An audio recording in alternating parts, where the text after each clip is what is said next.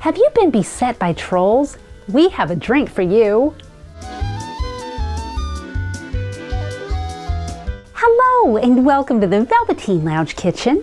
If you're an artist or content creator of any kind, you've likely encountered trolls. Trolls are losers who live in their parents' basements in sad, stained attire and get their kicks trying to make others as unhappy as they are.